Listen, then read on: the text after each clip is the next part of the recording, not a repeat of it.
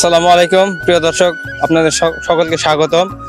আজকে আমরা এসেছি উজুলপুরে। এখানে একজন চাষি মাটির উপর কিসের বীজতলা তৈরি করবে সে সম্পর্কিত, আর বীজতলা তৈরি করতে কি কি প্রয়োজন সে সম্পর্কিত তথ্য আপনাদের তুলে ধরবো। আমাদের সঙ্গেই থাকুন।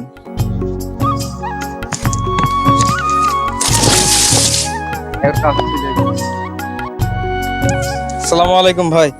ওয়ালাইকুম আসসালাম। আপনার নাম? মোহাম্মদ সম্রাট। এখানে কি করবেন আপনি?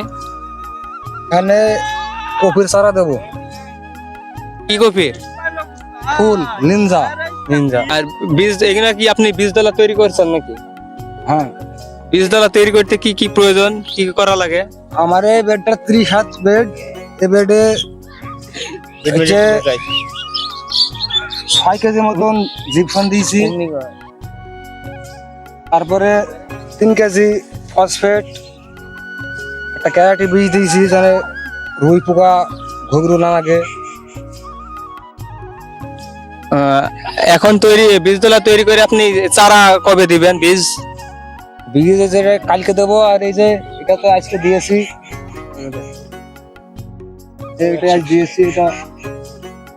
আচ্ছা, যদি নতুন কেউ মানে বীজ দেয়, মানে লাগায়, তো তাদের উদ্দেশ্যে আপনি কিছু বলেন।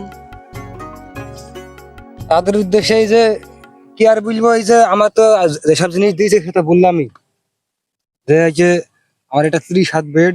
বেডে হচ্ছে 3 কেজি ফসফেট দিয়েছি, আর ওই যে জিপসন দিয়েছি 6 কেজি, আর একটা 50 ক্যারেট বীজ দিয়েছি যেন রুই ঘুঘরু এগুলো না লাগে। জিপসন দেওয়া হয়েছে, সব দিলেই হবে। আপনাকে আন্তরিকভাবে ধন্যবাদ আপনার মতামত তুলে ধরার জন্য।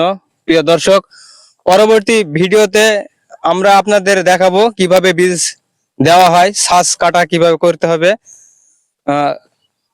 কৃষি বহুল তথ্য ভিডিও পেতে হলে আমাদের চ্যানেলটি সাবস্ক্রাইব করবেন, ফেসবুক পেজটি ফলো করে রাখবেন যাতে পরবর্তী ভিডিওটি আপনাদের কাছে পাঠানো যায়। ততদিনে ভালো থাকবেন, সুস্থ থাকবেন। ধন্যবাদ সবাইকে।